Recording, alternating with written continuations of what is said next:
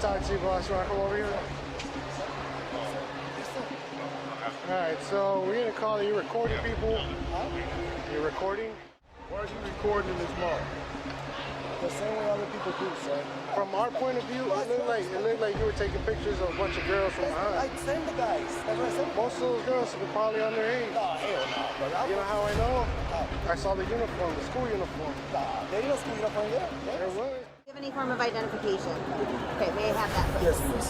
Thank you. So right now you're being detained for a crime, okay? Crime? You're taking pictures of someone's rear end, of someone's pelvis area. Okay, the other officer saw the pictures. Yeah, but I'm saying I take pictures of everybody, though. I can take pictures of everybody, like anybody takes pictures of me. You can take pictures of females that when they're caught and you're taking a picture of their rear ends. No, I would for my friends in prison. They want to see how the world. An officer looks at a phone screen. His expression changes instantly. Then he asks one question. Why do you have these? Everything goes quiet. Moments earlier, this looked like a normal call. Now, officers are standing face to face with a man who suddenly has no answers. Witnesses are watching. Officers are watching. And whatever was on that phone just changed the entire encounter. But what exactly did police find? And why did this situation become so serious so fast?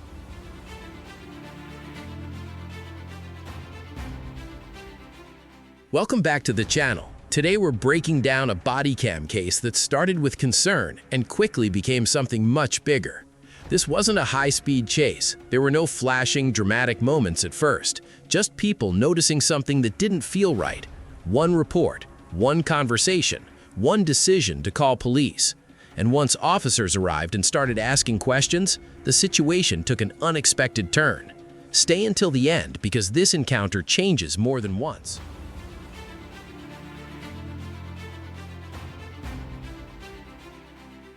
It started with a complaint. Not panic, not chaos, just concern. People nearby noticed a man spending unusual amounts of time around public areas. At first, nobody thought much of it. People walk, people stop, people use phones, nothing unusual. But then, someone noticed something strange. The phone wasn't pointed randomly. The attention seemed focused, and people started becoming uncomfortable. Witnesses exchanged looks. Quiet conversations started. Nobody wanted to jump to conclusions. Nobody wanted to accuse someone unfairly. But eventually, someone decided it was better to report concern than ignore it. Police were called. Officers arrived. They approached calmly. No assumptions, no accusations, just questions.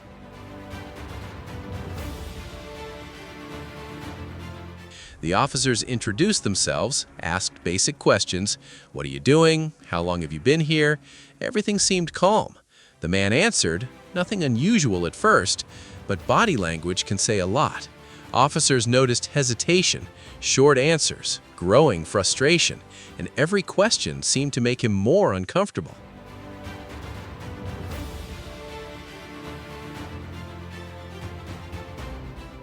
Then officers asked something simple. Can we talk about the photos? That question changed everything.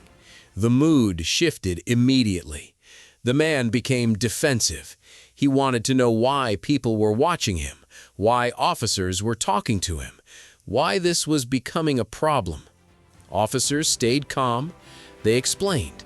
People nearby had concerns. They wanted to understand, nothing more. The conversation continued. Officers asked whether he had taken photos. He admitted using his phone, but explanations became unclear. Small details stopped matching. Questions became repeated. Answers became shorter, and officers noticed.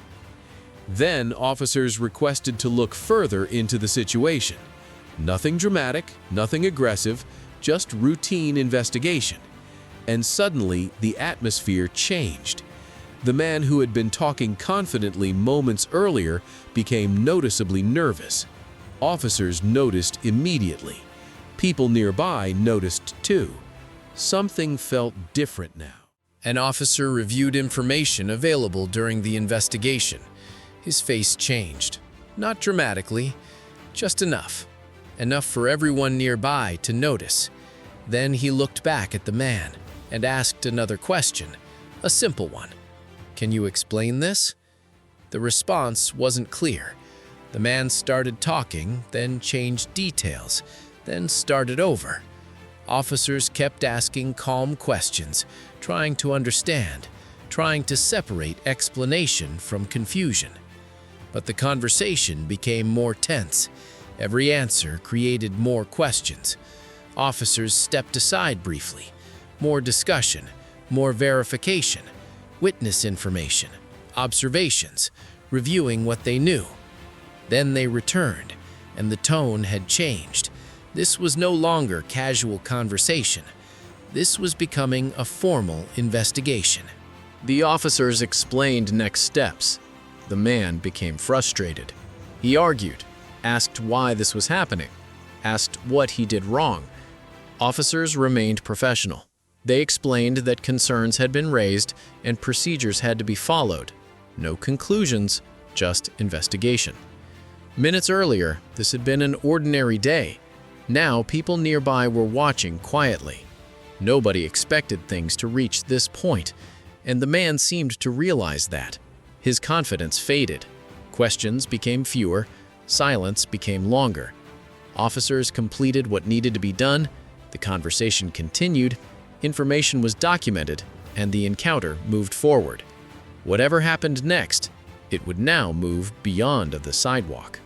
After the encounter ended, officers completed reports and documented the incident. Like many body cam cases, the final outcome depended on evidence, statements, and legal review. But for many people watching, the moment that stood out wasn't dramatic. It was ordinary. Because situations that raise concern often don't look dramatic at first. They look normal, until questions start getting asked. Cases like this remind people that reporting concerns doesn't automatically mean guilt, but it does create opportunities for answers.